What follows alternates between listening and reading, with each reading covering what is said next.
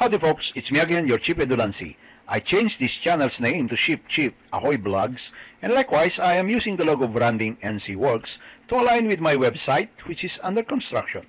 This video segment is another topic related to gas carrier. It is intended for viewers of non-seafaring nature or students, but likewise could be useful for the usual audiences in any field or related knowledge information. So if you like this video, kindly click the button, and if you haven't subscribed yet, I appreciate much if you subscribe as well. Let's begin. This LPG road truck is a 25 tons, fully pressurized carriage of transport. And as the word implies, or its acronyms, LPG, which means liquefied petroleum gas, is typically transporting mainly propane, butane, and a mixture of both, or even ethane, or some other petrochemical gases. Though my main focus of discussion is about fully pressurized LPG gas carrier type, hence I will expound a simple overview why these ships, this fully pressurized, is not as big as the other gas carrier ship like the fully refrigerated or semi-pressurized, semi-refrigerated. So we will be focusing on fully pressurized. And looking back at the previous image I've shown, which is the LPG road truck, from here we will lay out facts and details of what this is all about, and that will lead us directly related to the ships and their transport. So to give you an overview, the largest gas carrier ship at this present times is the so-called BLGC, or Very Large Gas Carrier, and the name or the present largest one is the Bella Vista Explorer, with about 90,000 cubic meters carrying capacity.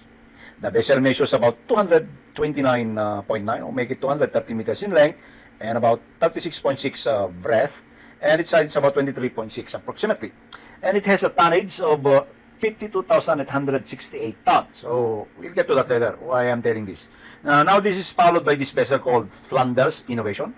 It is about 88,000 cubic meters, while the other one is Gas Venus. It's about 84,012 cubic meters and has a carrying capacity of 55,100 tons dead weight. While the BW Lord, where this ship is operated by the world's leading company in terms of ownership and operating of BLGC vessels. BW LPG ship fleet comprises multiple ships with a carrying capacity of more than 84,000 cubic meters.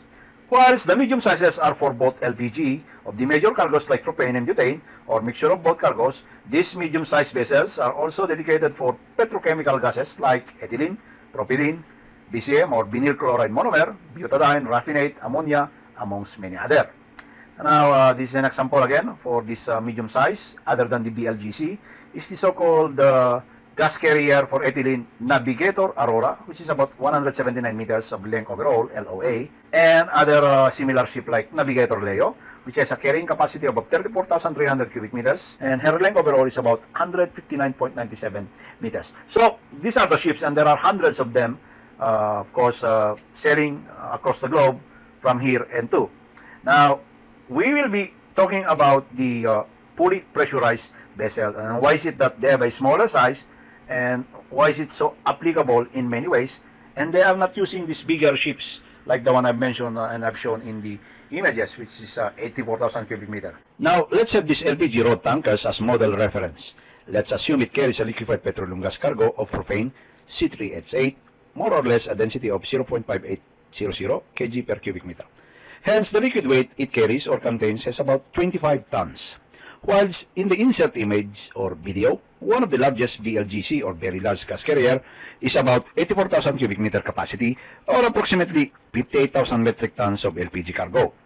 This means that it can carry an enormous quantity of 2,320 tons of this LPG road tankers cargo content in one go. An LPG bottle for residential house used as cooking gas, with a typical size depending on the country, for example, in the Philippines, has a standard weight of 11 kilograms for the weight content excluding the condensate. Thus, if this would be carried in this 58,000 metric tons ship, then 58 million kilograms divided by 11 kilograms is equals to 5,272,727 of LPG bottle content can be carried in this size of LPG ship. Although comparatively, fully refrigerated LPG ships with regards to size to cargo capacity are quite obvious versus the fully pressurized LPG ship, which are the simplest of all gas carriers in terms of containment systems and cargo handling equipment. This type of gas carrier ship carry their cargoes at ambient temperature, or surrounding environment temperature, and not fully refrigerated.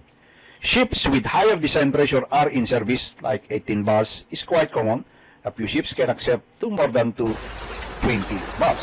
Their type of tanks is a Type C. Pressure vessels fabricated in carbon steel with a typical design pressure of about 17.5 bars, corresponding to the vapor pressure of propane, for example, is at 45 degrees Celsius. It can carry. No thermal insulation or liquefaction plant is necessary, and cargo can be discharged using either pumps or compressors.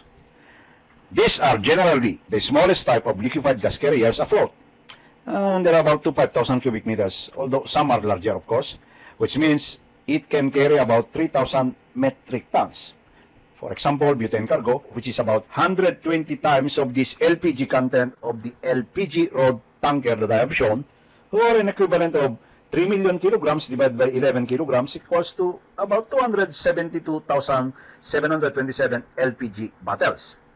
Now, this is a fact, and it may astonish you that even the smallest gas carrier, it has that carrying capacity of LPG cargoes in bulk liquid. So, why is it then that this fully pressurized cannot be built like the size of the very large gas carrier, which carries fully refrigerated LPGs?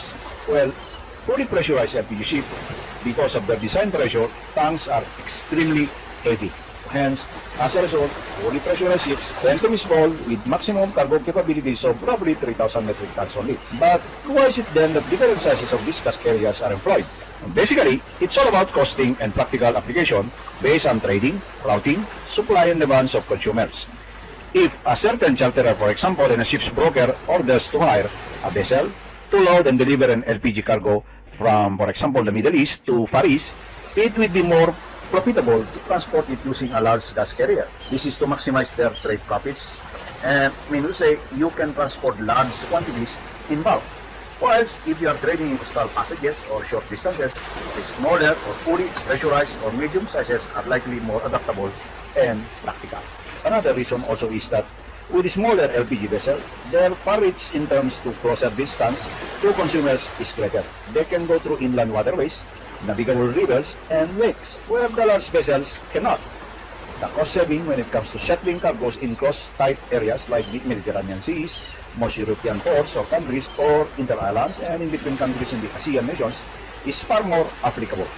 Whilst when exporting and importing across distances like Trans-Pacific, Atlantic, and longer distances, then they are not practical, so the larger vessel will be used. But with regards to operational costs and shipbuilding, the fully pressurized vessels are, of course, it requires simpler operations. They are also built with ordinary grades or steel, as the cargo is carried at ambient temperature, and there is no insulation required. And likewise, no liquefaction plant is installed. However, due to their shape, the use of underdeck space cannot be optimized. They cannot carry large quantity because of high design pressure that requires considerable tank wall thickness. And likewise, in parallel, it increases displacement and weight and cost. To make it short, this vessel serves and supports each other in terms of flexibility and costing. Of course, LPGs inland transport through pipelines, submersibles, submarine pipelines between waters, and likewise, as shown earlier, through roads, trucks, and the like.